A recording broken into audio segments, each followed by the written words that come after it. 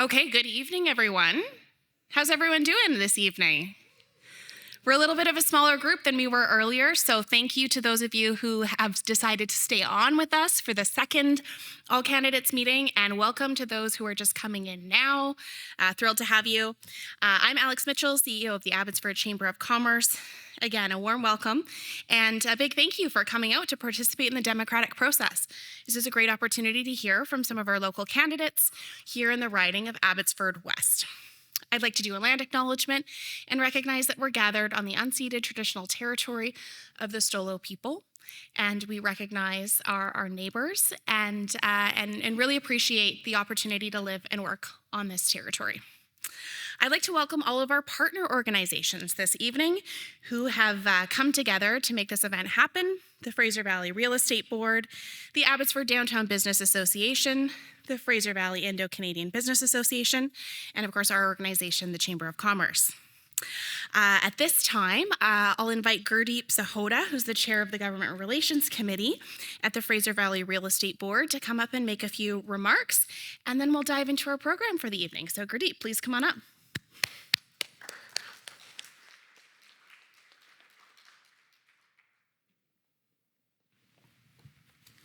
Hello, everyone, and welcome to today's All Candidates meeting. My name is Gurdeep Sahota, no relation to Mo. I actually got pulled over one time in just coming out of downtown Vancouver, and the cop said, "License and registration, please." And he looked at my license and said, "Sahota, are you related to Mo?" I said, "No, sir." He says, "Okay, have a nice day. Go home." So I reckon he wasn't a big fan. I'm the chair of the Government Relations Committee of the Fraser Valley Real Estate Board and also an elected director. On behalf of the Fraser Valley Real Estate Board, I want to say we are pleased to sponsor tonight's All Candidates meeting. A bit about us. The Fraser Valley Real Estate Board represents 5,200 realtors and counting, working in the municipalities of Abbotsford, Mission, the city and township of Langley, White Rock, Surrey, and North Delta. Realtors guide, advise, and protect home buyers and sellers, and the board helps us ensure that we can support our clients through what can be one of the most significant transactions of their lives. The board also ensures that we are upholding the standards of the profession. They provide us with the ongoing training, professional development, and they provide us with the latest data and analytics for the areas which we work in. We are also very active in the communities in the Fraser Valley. I want to briefly highlight the work of the Fraser Valley Realtors Charitable Foundation. Over half a century ago, 5 members of the Fraser Valley Real Estate bought 3.5 acres of land in Surrey, knowing that one day they wanted it to be used to benefit the community. Years later, the right time had come. These members sold the land to the Fraser Valley Real Estate Board, and with clear instructions that it be used to benefit the community. The proceeds from that sale were used to set up our charitable foundation. The Fraser Valley Realtors Charitable Foundation was established thanks to the generosity and foresight of those realtors and the Fraser Valley Real Estate Board. And now it is one of the largest foundations of its kind in Canada. We work with charities and fund charities that work directly with at-risk youth within our catchment area, which is the Fraser Valley. Our goal is to create a Fraser Valley where vulnerable youth are protected and have healthy, stable environments to live, learn, and play. Supporting at-risk youth not only changes their lives, but strengthens the fabric of our society. When young people are set on a safe and stable path, the entire community benefits, from stronger families to long-term economic growth and sustainable development.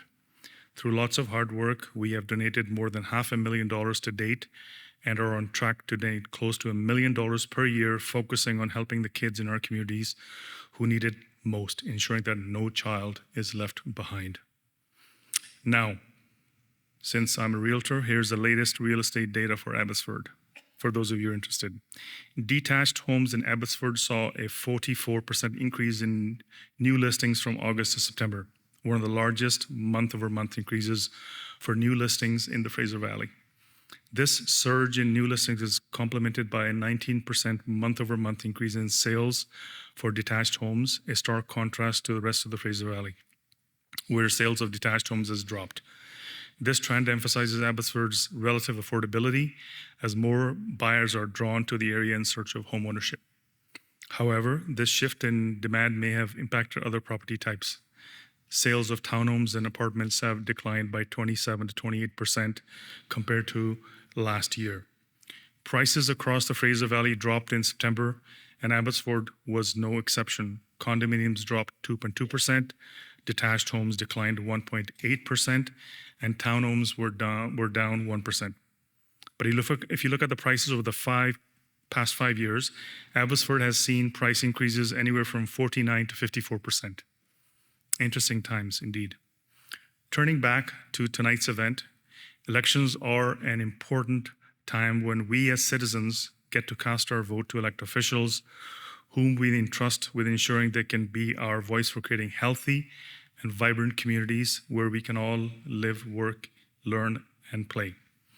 And in the lead up to the provincial election on October 19th, the Fraser Valley Real Estate Board commissioned a voter intention survey with the Mustel Group. And when residents in Abbotsford and Mission were asked what they thought were the three most important provincial topics, the answers were cost of living / inflation was number one at 69%. Housing affordability was next at 60%. Healthcare came in third at 54%. So on that note, let's see what our candidates here today have to say on these critical issues affecting the community in Abbotsford. Thank you very much.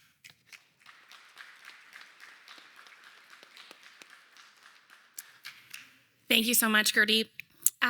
Tonight is all about ideas and hearing from our candidates.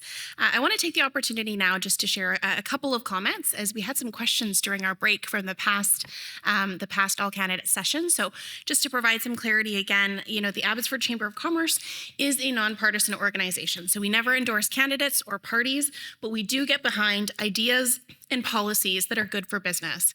And as we represent over 700 businesses, small and large, across the city of Abbotsford, those ideas and those public policy platforms are really important to our organization and to our members.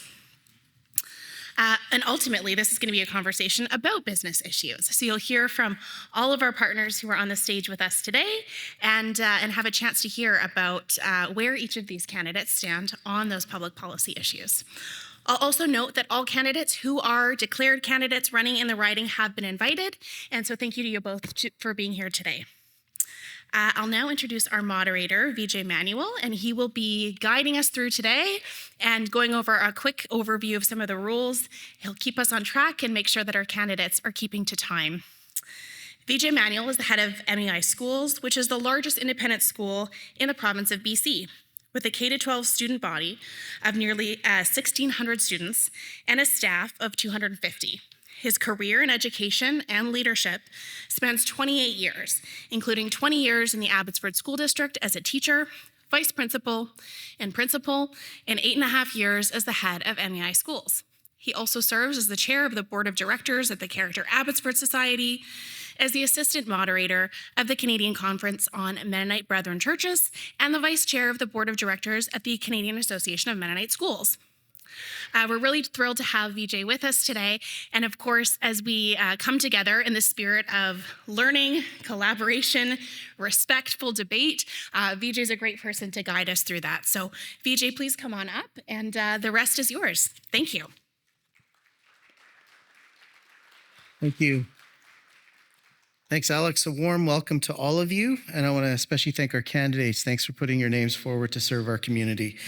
These all-candidate meetings are an opportunity for you and I, voters, to make an informed decision. Now, this is a nonpartisan event, and I will say Alex encouraged me to wear non-party colors, so I went with black, which is pretty easy for me to wear, actually. Our event is being recorded. It's not being live streamed, but it will be posted to the Chamber's YouTube channel later. Some rules, and I think maybe this is why I was asked because of my extensive high school vice principal experience. There are rules. First of all, the purpose is to inform Chamber members, the business community, and the general public on the platforms and qualifications of confirmed candidates. All comments should be pertaining to this goal. There's time allotment, which our candidates know for each question. Candidates are not permitted to interrupt each other during the opening or closing statements or during the initial answer to questions. Candidates are to observe proper decorum, which includes no offensive language, personal attacks, or disruptive behavior. Now, I've met our candidates briefly, and this does not sound like our candidates, but I'm supposed to read that. Also, just in terms of questions, they were pre-submitted by the business community, and they have not been shared with candidates prior to this event. I will alternate between our candidates for answers as to who answers first. Each participant will have 60 seconds to answer without interruption. And there is an interesting part to this. Each of you have 2 rebuttal cards. If you could hold those up just as a practice. Just so we know, yeah, you've got 4. Okay. So if in the course of one of the candidates answering a certain question, if there's something you want to say in rebuttal, you could show me that card. You have 2 of them, and you will be given 30 seconds to either answer with a question or to ask a question or to make a comment. If you do ask a question, the other candidate will have 30 seconds or so to answer your question. We will end with closing statements, and I will ensure that we end the question period in time to allow for that. So we will begin with the opening statements. Each candidate has 3 minutes. Please introduce yourself, why you are running for MLA, and anything else you would like to say in those 3 minutes. Graham Hutchison is the candidate for the New Democrat Party of BC. We'll start with you, Graham. To acknowledge that we're on the unceded lands of the Stolo and Coast Salish peoples, including the Samath, Sumas, and Matsqui First Nations. My wife, Leanne, and I have been residents in Abbotsford for 25 years. My sons went through the public school system and both graduated the University of the Fraser Valley. Most people in Abbotsford know me through either church or through soccer, where I played, coached, and have refereed for 20 years. Helps me keep fit, works on my conflict management skills, and it brings our communities together. As your MLA, I would have big shoes to fill. We've had some amazing leaders in Abbotsford, leaders who've shown up for us day and night. On this journey, I've met some of those individuals, including Mayor Braun, who's here today, Ross Siemens, school board chairs Shirley Wilson and Preet Rai, Pam Alexis and Daryl Plekas. Business and non-profit leaders like Rod Santiago at Archway Community Services, the leadership of the Chamber of Commerce, the Fraser Valley Indo Canadian Business Association, and the Downtown Business Association, who've put on this event. One thing all these people have in common is that no matter what their political affiliation, they've showed up for this city. Answering questions when running for MLA is not an option. So as candidate for the BC NDP, I'll try to answer your questions. Sometimes we may not agree on the solutions to the difficult issues facing our community. I may not have all the answers, but I'm willing to listen, learn, and I'm willing to work with you to make this city a better place. I was elected by the membership of my union, Move Up, to be their president, and I represented more than 14,000 members across this province, employers like ICBC, BC Hydro, Fortis, and Transit. I've always run on a platform of integrity, the importance of family, service, and community, and good hard work. The ultimate goal is that everyone is included, empowered, that voices that are typically unheard are amplified, and that we work together to get the job done. So far, those values have not let me down, and I pray they don't this time. I'd like to thank each one of you for setting aside the time to be here this evening, and look forward to the questions. Thank you. James Davison is the independent candidate. James, over to you. Good evening, ladies and gentlemen. I'm James Davison, your Abbotsford West independent candidate. Our community deserves leadership that listens, acts, and delivers real results. This vision is built upon 5 key areas: education, agriculture, healthcare, addiction recovery, and most importantly, government accountability. Let's do an NDP report card. Since the 2020 election, what has the NDP accomplished? Let's start the grading. BC, the cost of living has skyrocketed. Everyday expenses such as gas, food, and housing costs are insanely expensive. Grade failed. Reliable healthcare has deteriorated mostly because of a shortage of healthcare workers and family doctors in BC. The NDP Health Minister, Adrian Dix, and Public Health Officer, Bonnie Henry, insist that political compliance supersedes our needs and patients' welfare. Adrian Dix and Bonnie Henry have insisted our medical professionals must take experimental COVID vaccines. The result of their decisions led to thousands of medical professionals leaving their jobs, leaving British Columbians vulnerable in our time of need of medical attention. 8 other Canadian provinces hired back their unvaccinated healthcare workers 2 years ago, except Nova Scotia. That over 1 year ago have joined the common sense movement. We want BC to hire back ours. We are living with emergency rooms closures, increased wait times, and inefficient essential medical services. Conclusion, the NDP has created a healthcare crisis in BC. Grade failed. Crime rates and gang violence is out of control. Homelessness numbers are rising every day. Opioid deaths have skyrocketed. The safe supply providing drug handouts have contributed to this crisis. BC now has a $7.9 billion deficit, and people are packing up their businesses and leaving BC for greener pastures in record numbers, further damaging our economy. This kind of leadership will further worsen our living conditions. The NDP has failed at leading British Columbia in the right direction. Conclusion, the NDP has failed British Columbia. We are at a pivotal moment, once in every 4-year opportunity to build strong, decisive leadership in our province. Time for change is now, and together we can make it happen. Okay, thank you. Thank you to both of you. I will mention that the Conservative candidate was invited to be a part of this tonight. I will now call upon the Fraser Valley Real Estate Board to read their first question. It's a 2-part question. How specifically will you work with a largely disincentivized private sector development community in the Fraser Valley to ensure the housing supply that we need is actually built? And how will you work with the city to streamline development processes, overcome obstacles and challenges, and obtain buy-in? Thank you. James Davidson.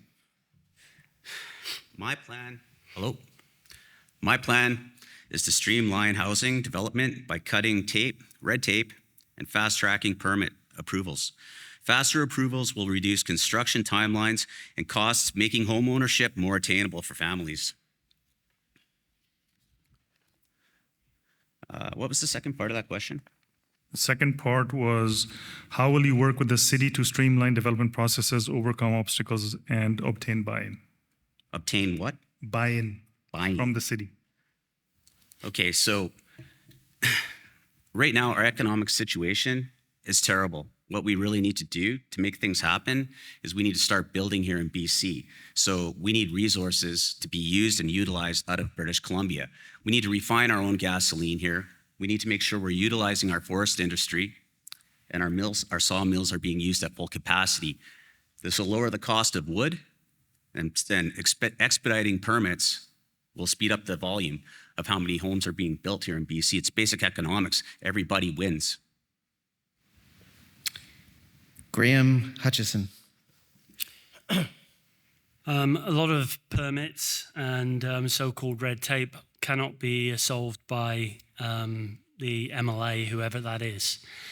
It's a matter of working with the city, working with the mayor, working with council to so-called remove some of that red tape. You've got to remember that a lot of that red tape is put in place to enforce standards that buildings get built to code, that the proper health and safety is used when you're actually building those buildings, that professionals and Red Seal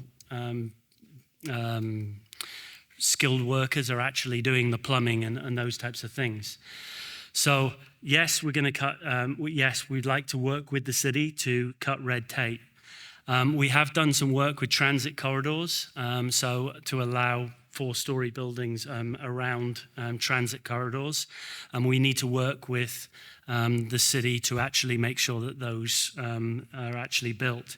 And the other thing is we need to work on infrastructure to ensure that where we're going to be building has the necessary electricity, sewer, and those types of things in place. Thank you. I'll now call on the Abbotsford Downtown Business Association to read their first question. Thank you. With the rising minimum wage mandates, the introduction of minimum 5-day sick leave policy, and increasing costs of commercial lease space, small businesses are finding it increasingly difficult to survive. How does your government plan to address these challenges facing small businesses? Graham Hutchison. So number one is small businesses are the heart of our community. This city wouldn't run without small businesses. Secondly, there's a balance that has to be made between, you mentioned minimum wage and sick days.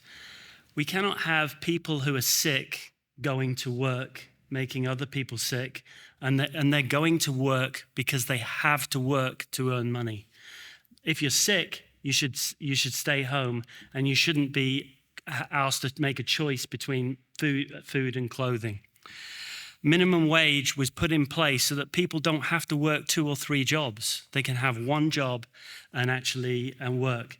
But yes, there is a balance with small business. So I'm not going to apologize for minimum wage and sick pay. But I will say that we do need to support small business, and we've done a lot in that way. Oh, I wish I could actually say some of the things that we've actually done. Time. Yep. Over to James Davidson. Thank you. Taxation and small businesses support. Small businesses in Abbotsford have expressed concerns about rising taxes and regulatory burdens. We really have to lower taxes.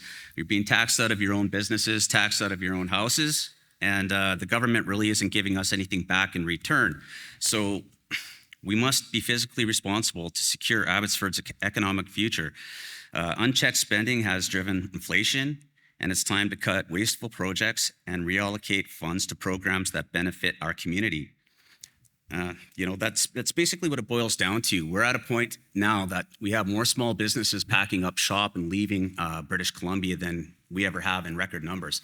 Going to the States, going to Mexico, just leaving because there's greener pastures out there. And that's bad for all of us in our economy. We just need to start expediting permits to get things moving along. And the backlog is in the way, and that's what we need to get in front of. Thank you. I'll call on the Fraser Valley Indo-Canadian Business Association to read their first question. Thank you. Access to healthcare is a key driver for businesses and employers. With the ongoing shortage of nurses and doctors in BC, many highly qualified healthcare professionals from overseas are working in labor fields because they cannot transfer their credentials.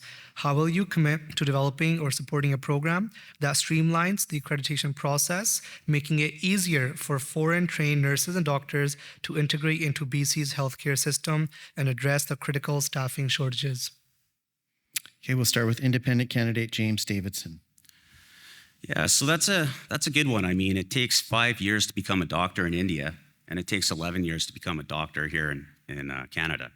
I think that there's way too much bureaucracy involved in these professional jobs. We need to figure out how we can speed along the process.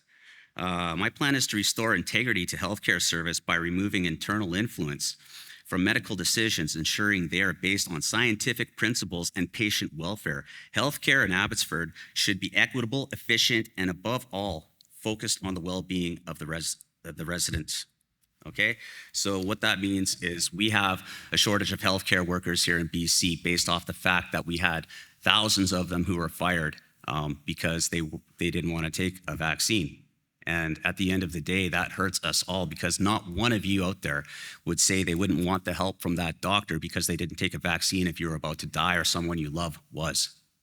We got to start protecting our system. NDP candidate Graham Hutchison.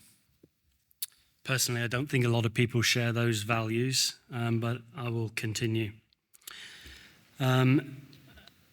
So in terms of, let's look in the last year. We have brought in 2,000 international trained nurses into our province. We've added 800 new internationally trained doctors into our province.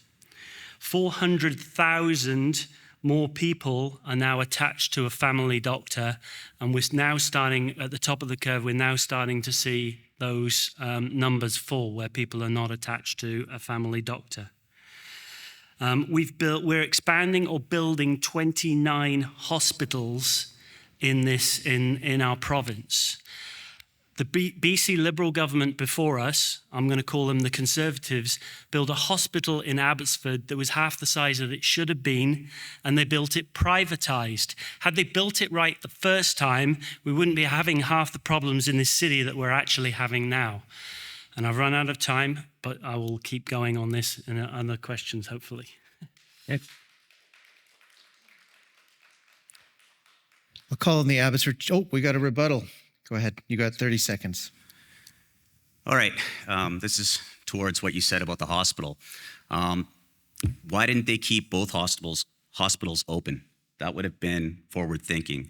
Rather than shutting down one hospital, they could have used it for different purposes and still had the main hospital in place.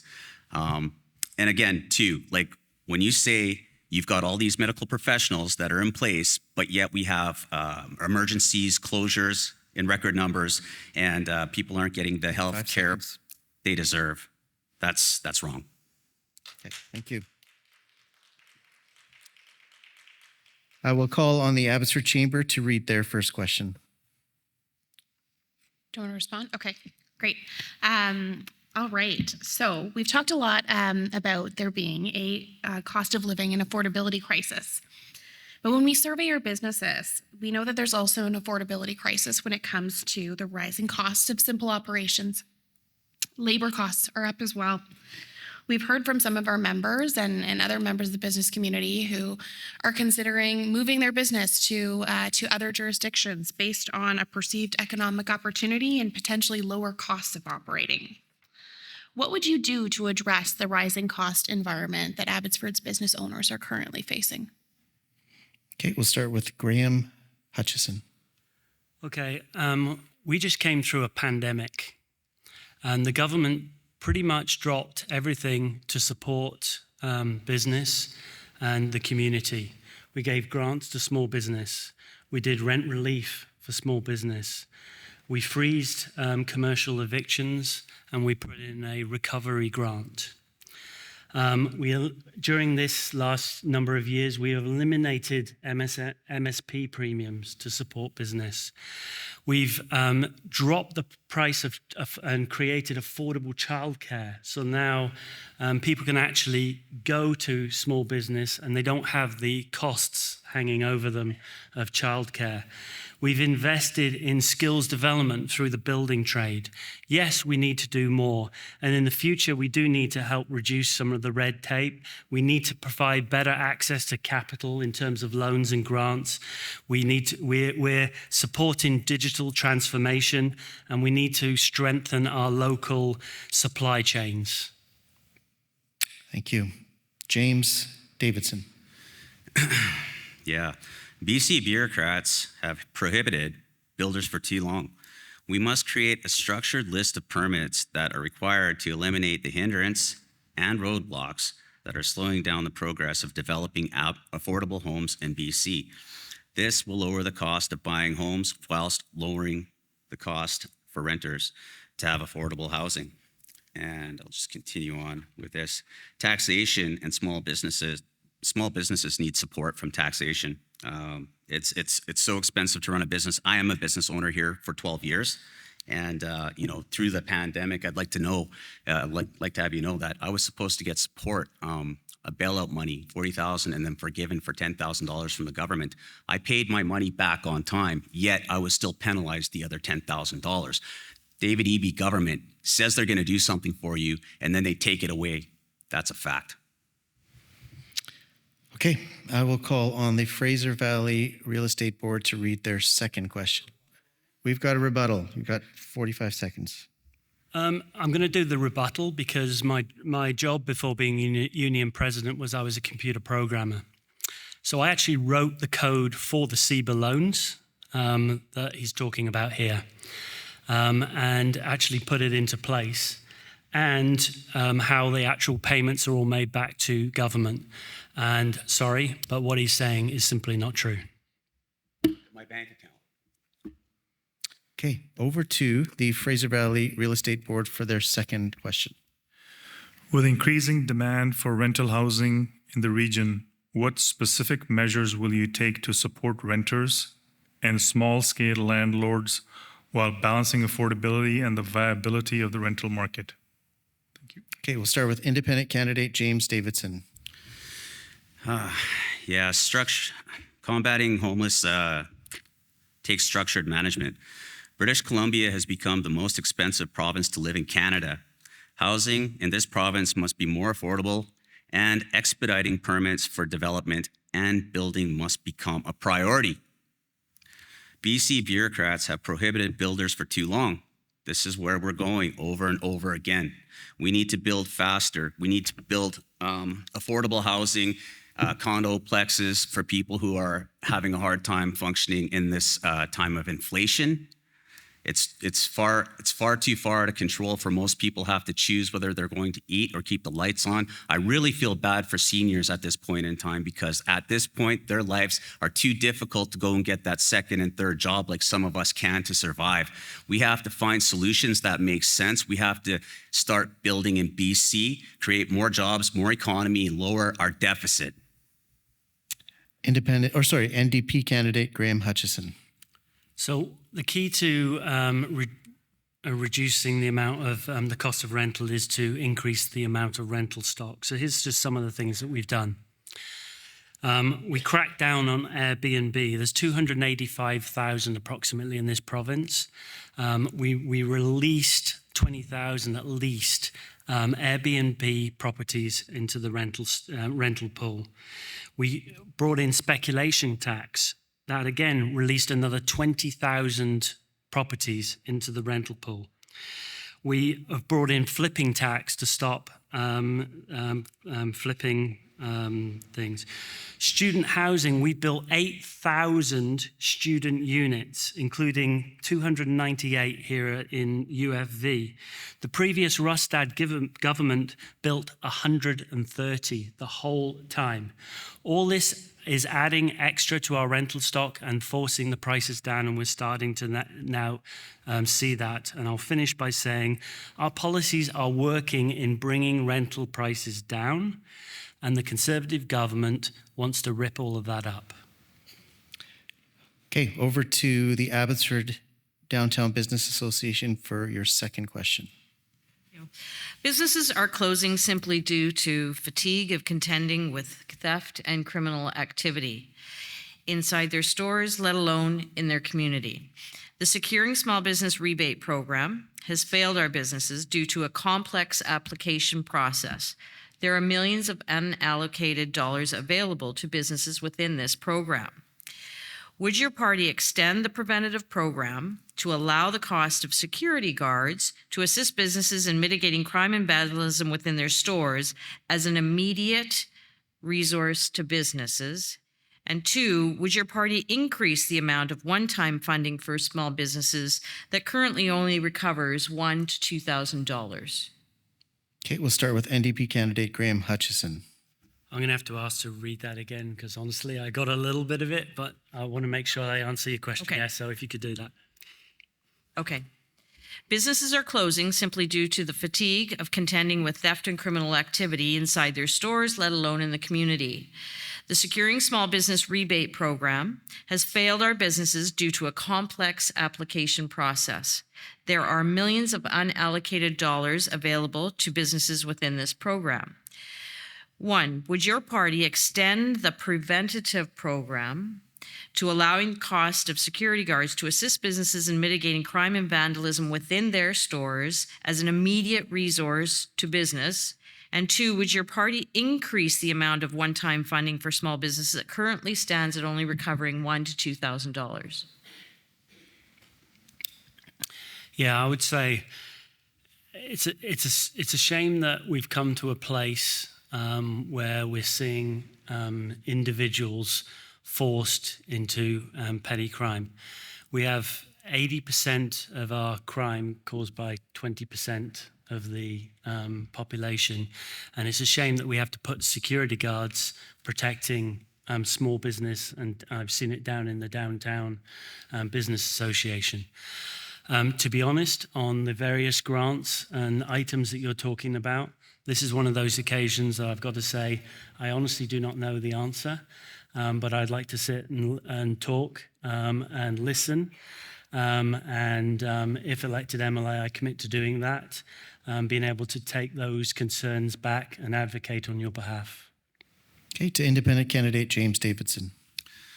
Yeah, we know that these problems are stemming from the lack of retribution, consequence, very little deterrent. If you are arrested for committing a crime, you know that you're going to be let out, you're going to get some free food, you're going to get your cable TV, and you're going to be back out on the street in no time. If there's no repercussions for doing crimes, there's not going to be a deterrent from committing them either. So I think we have to look at the system closely and figure out how we can actually get in front of the crime. It's the root of the problem. There's a couple things I could say here that, you'd like to see funding happen for security, but really what I would like to see happen is less crime. When we grew up, things were a lot safer and people respected each other. So there has to be consequences for criminal activity. And, we have to get in front of that, figure it out. But that's where we stand right now. We know that the situation's bad and we have to come up with a plan moving forward to make improvements. Thank you. Calling upon the Fraser Valley Indo-Canadian Business Association to read their second question. Thank you. Extortion and threats from unorganized crime have become growing concerns for many business owners in the Fraser Valley. What is your plan to address this issue, and how will you ensure that businesses in our community feel safe reporting such incidents without the fear of retaliation? Okay, we'll start with independent candidate James Davidson. Yeah. So again, it really boils down to this, and I'm going to use an analogy that I think people will relate to regardless whether you like it or not. It's not how the truth is presented, it's about the truth. In a Muslim country, if you go steal, you get your hand chopped off, okay? So 4 or 5 people, 10 people get their hands chopped off, all of a sudden you stop stealing. Everybody does. We have to come up with deterrents for criminals and punish them accordingly, make them do the time so they get rehabilitation, reintegration back into society with, a trade or something that they have an opportunity to come and make a real living, that they don't have to depend on, stealing off the hard work of other people's backs. Okay, over to NDP candidate Graham Hutchison. Targeting specific individuals. Here we're talking, I was going to talk about a story where my mum was impacted, but I'll get emotional. So, because she was part of a fraud that occurred recently where some guys in Africa deliberately targeted her. We're talking about an international and national problem where we've got targeted fraud attacking individuals. So it isn't just a provincial issue, it's a federal issue and it's an international issue. And however we work together to solve that, we need to try and work together to resolve that from happening. Hey, thank you. Calling upon the Abbotsford Chamber to read their second question. Thanks.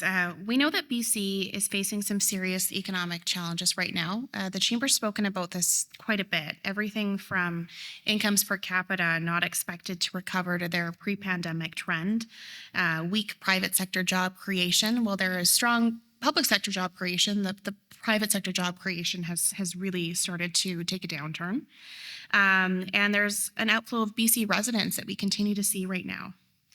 While Abbotsford does still see the benefit of population growth, how would each of you ensure that our local economy can overcome the provincial challenges that are causing BC to fall behind on these economic indicators?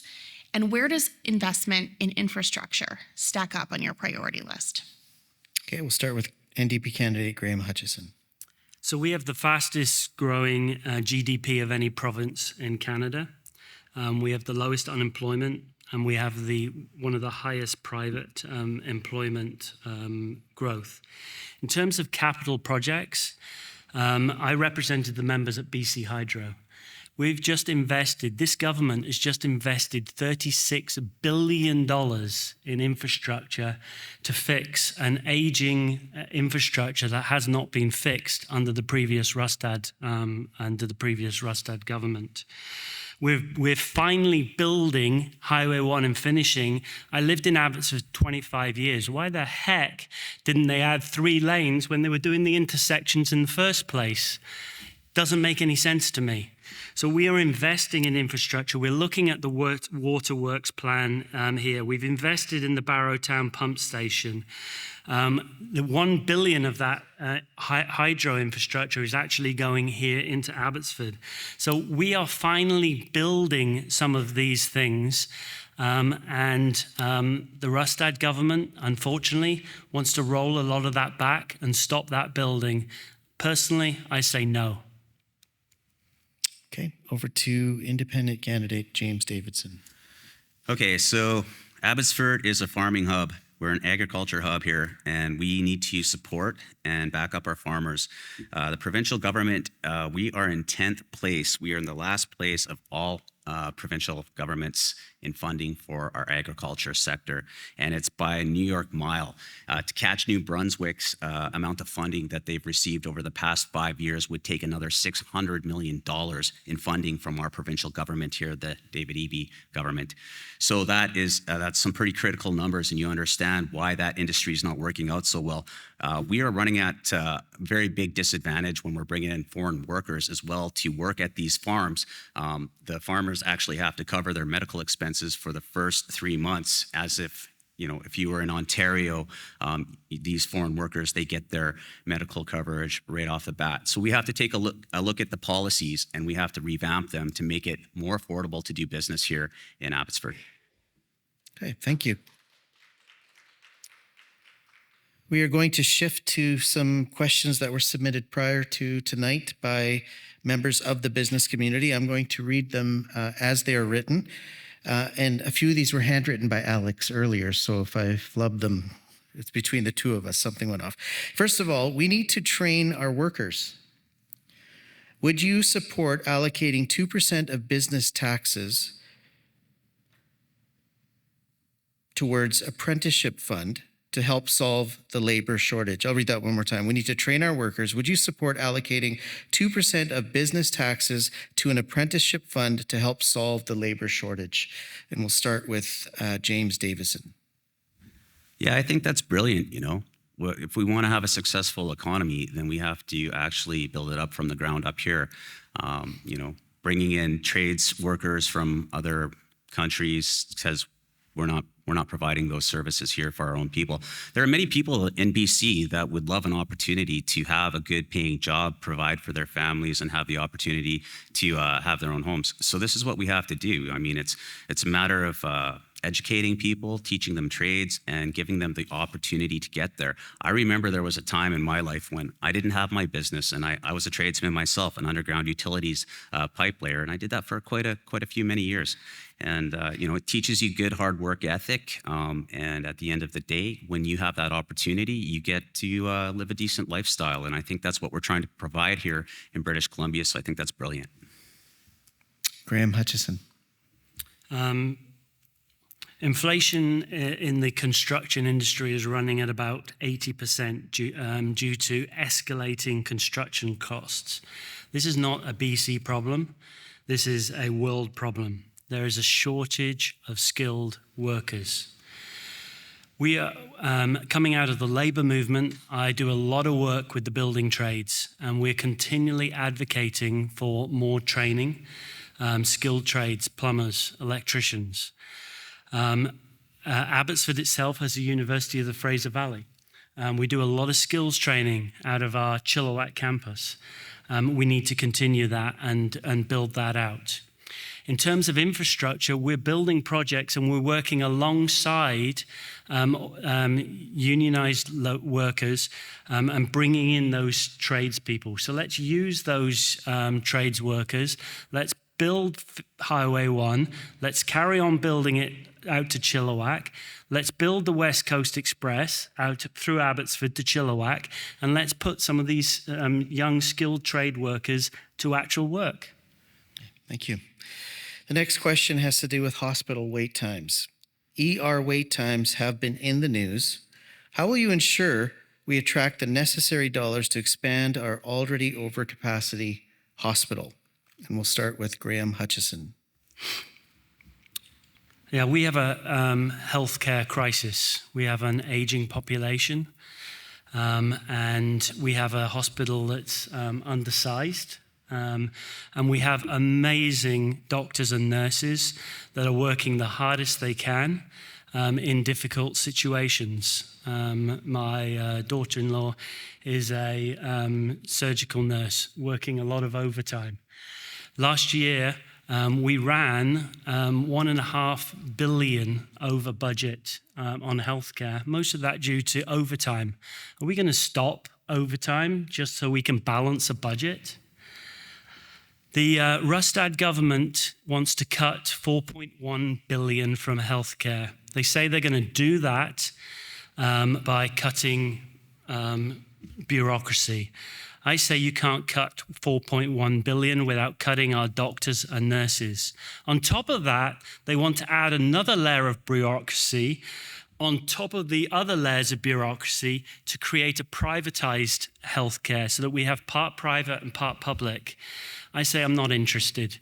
Let's invest in our healthcare system and let's let people who go into the hospital come home at night.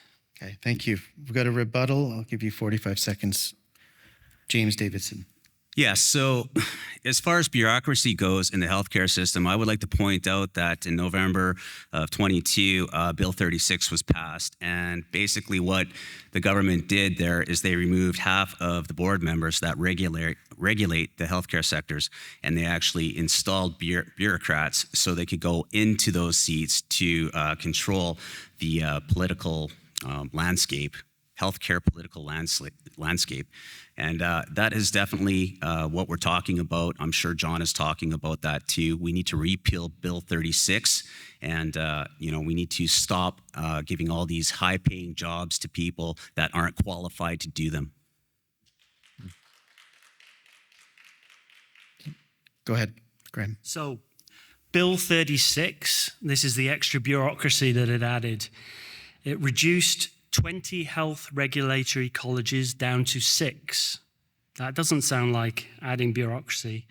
It improved public safety by allowing faster investigations into misconduct and broader level of accountability. Yes, it did increase government oversight, but it by appointing a board who could actually look into issues and hold people accountable when things were being done wrong. So no, we're not repealing Bill 36. Okay. I think to keep this interesting, I'm going to give you back both your rebuttals just for as we move forward here. Anyone opposed or? Okay, we're going to do that. Okay, next question. How will you support community police agencies to increase their capacity and deal with the increase in homelessness and criminal activity that is destabilizing downtown communities and retail businesses? And for this one, we'll start with independent candidate James Davidson. Sorry, I'm just trying to find the right one here. Do you want to read the question? Yeah, I'll read it. Looking? Yeah, I'll read it one more time. How will you support community police agencies to increase their capacity and deal with the increase in homelessness and criminal activity that is destabilizing downtown communities and retail businesses? James. Okay, thanks again. Sorry to keep you waiting. The province needs to take decisive action by ending current catch and release system through implementation of initiatives that support safer communities. My plan includes funding for more officers, new technology, bell monitoring, and better policing infrastructure. It really does boil down to resources. When you look around a room, you always think, what's the best resources in the room? Well, it's the brilliant minds, and you have to come to the foot soldier, boots on the ground, people who are doing these jobs, and ask them how they could make things better for themselves. We have a ton of respect for our APD here in Abbotsford, and they do a heck of a job, but I don't think they have the resources they need. And I mean that through actually when these people are arrested, they need consequences and to be held. The catch and release is bad. Okay, thank you. Over to you, Graham Hutchison. So last time I checked, officers were paid by the city, not by the province. We've created 6,000 supportive homes since 2017. 2,700 more are on the way. We've added 700 beds in complex care housing, including healthcare supports. We've cracked down on bad faith evictions to stop homeless people being forced out on the streets. We've added support for youth in care. We've extended it to the age of 27 so that youth in care aren't thrown out onto the streets. We've added 220 new shelter spaces here in the city of Abbotsford, and we've added 61 units for seniors at Welton Towers alone. Yes, we need more recovery, and we need to expand recovery. Examples of St. Paul's, Wagner Hills in Langley are great opportunities to do that. But let's invest, and let's look at the root cause of why a person is homeless. Let's address those issues and move them through to recovery. Thank you. Talking about the university now. UFV is a major driver for the local economy and training the workforce of the future. Will you push for more student seats in the Fraser Valley, particularly as we continue to be the fastest growing community? And we'll start with Graham Hutchison. Well, I used to be a university professor, so you've hit it. I used to teach IT and business in the UK. And so I'm 100% an advocate for education and for training skilled people to enter our workforce. I mentioned earlier increasing training in terms of building trades, but here in Abbotsford we have nurse training. We need more nurses. We need to expand that, and also the kinesiology program as well. But in addition to that, we are part of an agricultural area. And agri-tech business and small business is something that we really need to get behind those small agri-tech businesses. And university can be a pioneer in supporting that industry. Okay, thank you, James Davison. Yeah, as it is, education is of the highest priority. The future of British Columbia is those children growing up now. We want to make sure that they have the best education possible, that they're focused on, literacy, economics, mathematics, all these different things from a young age, and actually come out of that school prepared moving forward to be maybe a little bit more productive than what we have today. For example, like how to do their own taxes and stuff that's kind of missed out on. So I'm gonna promote education in BC as much as we can. I think there's a lot of hard answers. No one person can fix all of the problems we have in a year span, 2 year span, because it's just an accumulation of so much discombobulation and distortion from the way that the institutions have been run for so long now. It's too expensive for tuitions. I think we need to drop the cost of tuition, and we need to really focus on what what people need to learn in these sectors and leave with trades as well. So, Thank you. Back to the economy. Businesses in Abbotsford are struggling with rising costs, inflation, and supply chain disruptions, including a prolonged port shutdown earlier this year. What policies will you introduce to help alleviate these pressures? And how will you ensure that small and medium-sized enterprises can continue to thrive despite these economic challenges? And we'll start with James Davidson. you know, again, it's really difficult right now, and with all the inflation that we have, we really have to work down our deficit. That's the biggest problem, because so much money has been printed over this past 4 years, and our dollar has really diluted. It's not that things cost more than they used to so much as it is that we're living in an economic nightmare that's been created by the leadership that we have. And I think we need to steer in a different direction. You know, we need to right the ship here. If we don't start working down our deficit, then our dollar value is still going to remain low. And if you're gonna build a province, you have to build it from within. You know, you have to build industry. So we need lumber cheaper so we can build homes cheaper. We need gas cheaper. We need a refinery to produce gas. We'll have cheaper gas. Basic economics, everything is cheaper, our essential needs, and everybody benefits, because then you're outspending money at other people's businesses. That creates more jobs and opportunities. And that's really what it boils down to, is that we have to work on our own infrastructure here. Graham Hutchison. We're talking about a world problem here again. So let's talk about supply chain interruptions. I'm sorry, you cannot blame the NDP for the fact that the Suez Canal got closed, or that you can only put a quarter of the shipping through the Panama Canal, which has meant that shipping times have gone from 18 days to 30 days, and cost of goods has increased. We may be able to blame us for a few things, but you can't blame us for that one. Costs are rising worldwide. Food costs are rising. Questions that I have is, I was speaking to a berry farmer, and he was telling me, I'm getting 80 cents for berries, and they're selling for $5 in the store. Who's benefiting? Who's profiting? We need to take a look at that whole supply chain and try and address where is the profit being made here, and make sure that that money is going into the hands of the farmers and our agriculture industry, and not into the hands of maybe supermarket chains. Thank you. Water. Water is a major issue for our ag sector. How will you support community-led solutions to address droughts and floods in our region?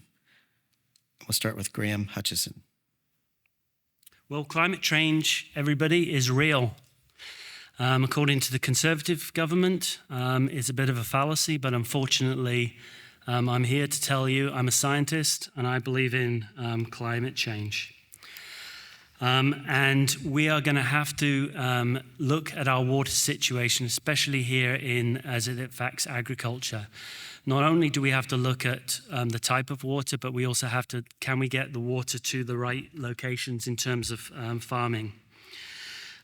We also need to look into expanding as temperatures increase, looking at crops, and that's maybe where the agri-tech industry comes in, looking at different types of crops to go in, and hardier crops that can adjust to the climate change that is actually occurring. And we do need to address the issue of flooding here in flood mitigation, and make sure that never happens again, because I worked with the United Way and saw some of the impacts on people, and it was devastating, and I never want to see that happening again to our city. James Davidson.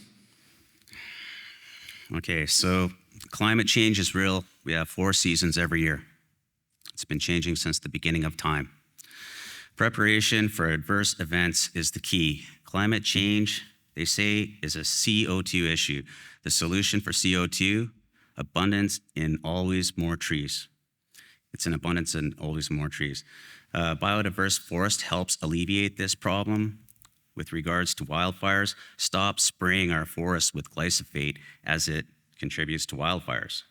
plant more trees, they act as natural fire breaks.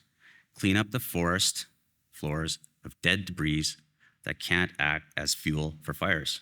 Controlled burns every spring. More funding for firefighters. And flooding preparation is key. Ensure local pump stations are fully functioning and upgraded. Capacity levels if necessary. Upgrade capacity levels if necessary. And prepare sandbags in advance. And build an overflow aqueduct to redirect floodwaters and capture it. Because if that's a concern, why don't we have an aqueduct that can actually recapture water that's going to do damage? Okay. Thank you. Is this an official rebuttal? No. Okay. I didn't hear what you said. What, do you want to repeat it or Bring back what? give? I said, I was sorry, I was joking. I said we could do what the Conservatives do and bring back plastic straws. NDP will not be bringing back plastic straws. Plastic straws, people. Okay. Okay, let's go on to the next one. This has to do with community safety, harm reduction. Do you support targeted investments to improve community safety, including the implementation of a comprehensive policy framework and investments that shift the focus from just harm reduction to include prevention, treatment, and enforcement? You guys have it? That was a lot in there. Yeah, I'll do one more time. Do you support targeted investments to improve community safety, including the implementation of a comprehensive policy framework and investments that shift the focus from just harm reduction to include prevention, treatment, and enforcement? And we'll start with James Davidson. Yeah, so the current approach to addiction through concept of safe supply has not delivered the desired outcome. We must pivot away from the safe supply approach to addiction management. We must develop comprehensive rehabilitation programs that address mental health, education, and job training that provide opportunities for individuals to reintegrate into the workforce and society, ensuring addiction recovery centers are well-funded and staffed with professionals dedicated to long-term recovery. Graham Hutchison. Yeah, most people know somebody that's been impacted by the toxic drug crisis. It's a really complex issue, and it's going to require a multifaceted approach.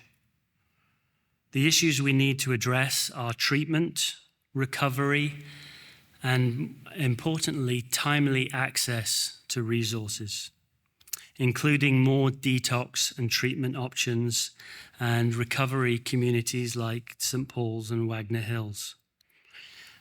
We have created 650 new treatment beds across BC, and we're working with the police to fight drug trafficking and various proceeds of crime.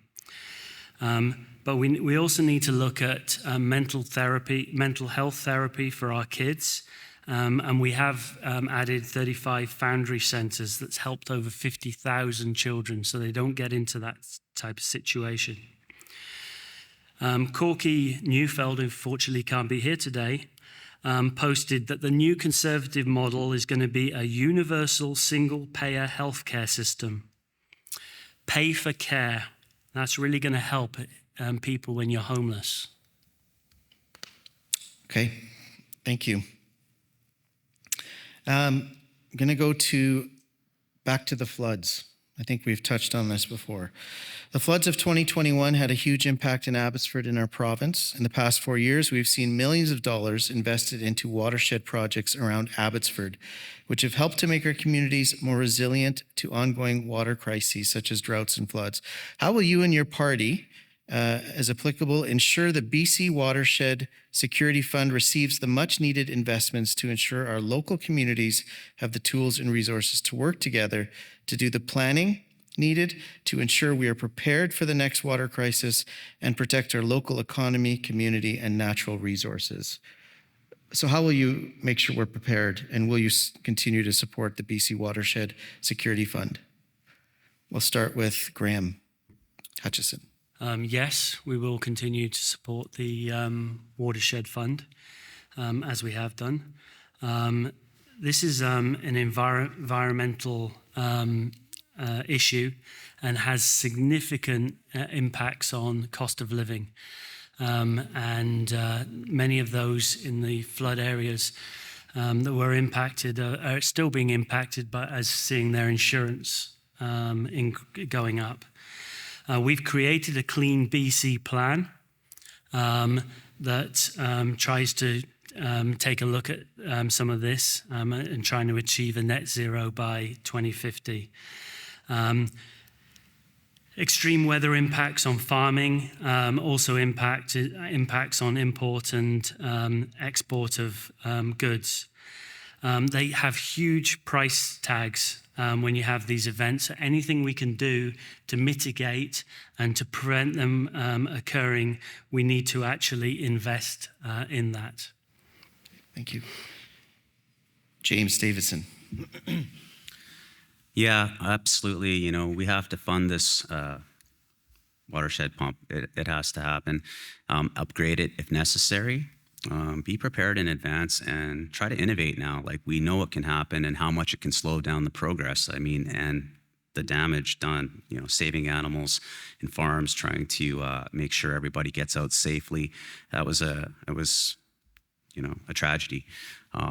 So you got to make sure dams are reinforced, sandbags are readily available, and I think we should innovate. I think we should find a way to get in some culvert piping or something for an overflow aqueduct of some sort that we can actually redirect and capture water, and we could even transport it out if we needed to.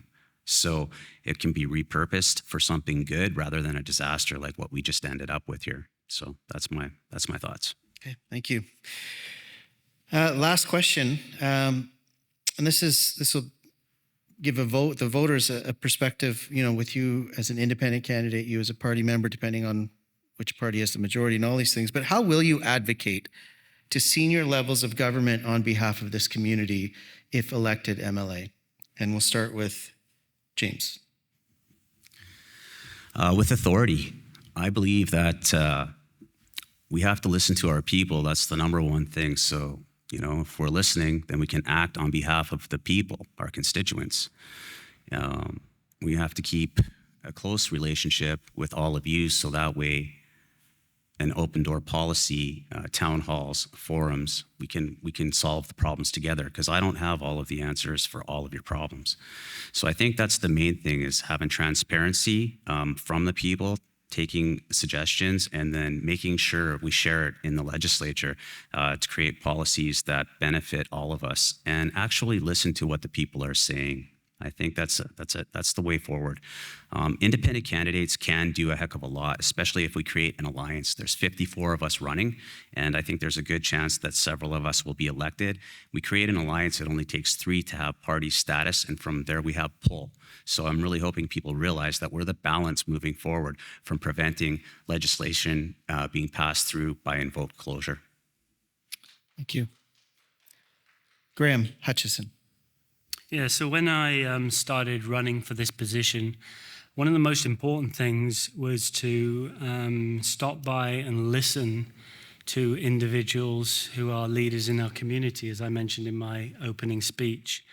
So for the last month, I've met with many of them. And that's the key. You've got to sit and you've got to listen. In my previous job as president of the union, I spent multiple days in Victoria advocating. So knowing who to speak to and who you can sometimes put somebody into contact with is often a key to getting things done. But we have to work with our here in our community, with our churches, with our non-profits, with our municipal and elected government, with our provincial government, and with the federal government to come up with solutions to address specific issues here in the province. And if elected, I'd like to be able to do that. Okay, thank you. So we're going to move to closing statements. Each candidate, you will have 3 minutes to give your closing statement. And We will begin with the New Democrat Party candidate, Graham Hutchison. When does my time start? When I start talking? Okay, just hold it. I need to take a drink of water. Everyone just chill. This is a really good closing, by the way, everyone. You should be really ready for this one. Okay, my 3 minutes still hasn't started. Okay, go. Everyone who lives long enough will become weak and vulnerable at some point. Therefore, let us be humble, help the sick, the weak, and those in need. And most importantly, never forget that we will all leave this stage one day. So let each one of us have the goal to leave this place better than when we arrived. The BC Conservatives talk about denying climate change, privatising healthcare, cutting public housing, supporting rich developers, opposing LGBTQ rights, gutting public service, cutting education by increasing class sizes, putting money back into lawyers' pockets by privatising ICBC, incarcerating the homeless, struggling with mental health, and damaging reconciliation with First Nations. This is not a part of a province I want to be part of.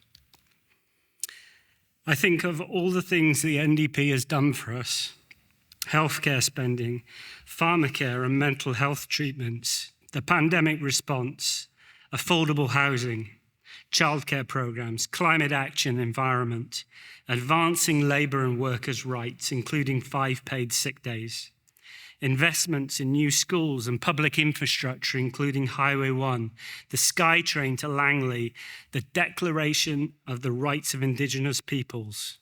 This is the province I want to be part of. Leaders should be in the business of bringing people together, facing tough questions and working together on solutions, not hiding away in their homes. Friends, there's much to do, but I can see a path forward. A lot is at stake in this election. Many Liberals and Conservatives have said to me, based on what I'm seeing and what I'm hearing, I cannot vote for this BC Conservative Party. I would ask you for this one election that you stand with the BC NDP, that you stand with me, knowing that I will work hard for this city. I will show up, I will listen, and I will act. All levels of government need to work together, and I'll put this Abbotsford first. Many people have spoken to me over the last few months, have said some very similar things. We need an MLA who will work with this city to address our issues, and I commit that I will do that. We need an MLA who will be here for us. I will be here. We need an MLA who will listen to us. My door will be open. We need an MLA who will act on our behalf, and I will advocate and I will stand beside you. My name is Graham Hutchison, and I'm running for the BC NDP to be this MLA.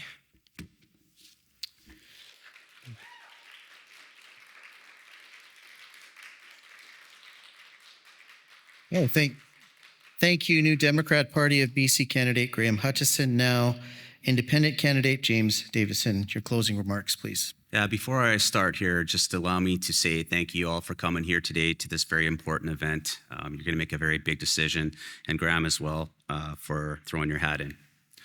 It's too bad that we didn't have Corky here. But just 1 second here, catch my breath. Okay, ladies and gentlemen, I'm going to be honest. In this next 3 minutes, the truth is going to hurt, and many of you are going to be in disbelief, so pay attention. This is the right time to pivot away from big party politics. Parties over the last couple of decades have cost BC billions of dollars from careless spending while making their corporate lobbyists and union donors very wealthy. I'm not a career politician. I'm a business owner that understands basic economics. The trajectory and the forecast, if we keep allowing tax dollars to disappear into thin air, we will suffer more inflation with no end in sight.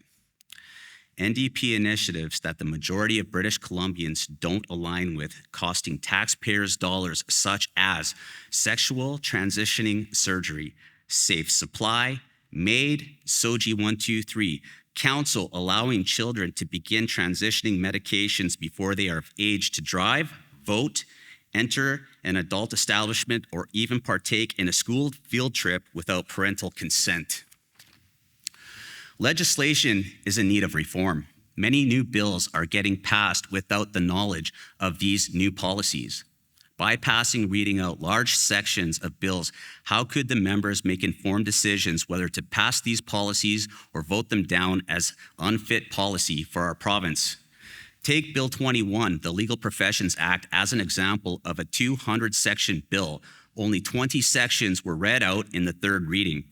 This bill is being tried in the Supreme Courts as an unconstitutional threat to our legal process.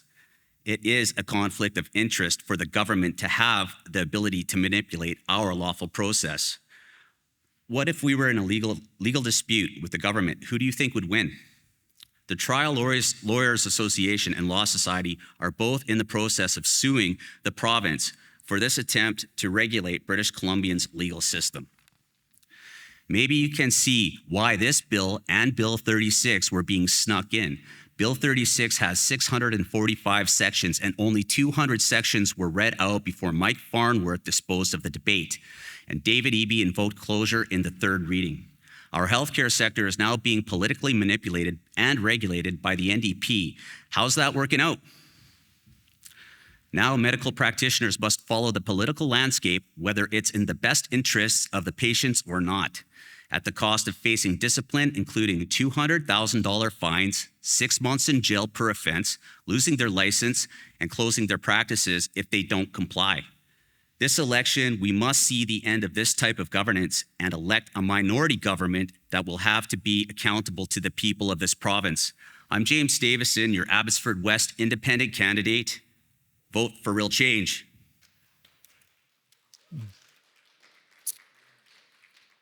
Okay. Well, I would like to thank our candidates. I'd like to thank you for tonight's all your responses and passion, but also for running respectful campaigns that focus on issues and on your qualifications. Would you join me in thanking both of these gentlemen again? Thank you. Also, thank you to all of you for attending tonight's session. Let's each of us leave this place tonight and remember to tell everyone and remind them to vote. All the information can be found at electionsbc.ca, and general voting day is October 19th. I'd like to say thank you to the Fraser Valley Real Estate Board, the Indo-Canadian Business Association, the Chamber of Commerce, and Downtown Business Association for putting this night on. Thank you, everyone. Have a good night. Thank you.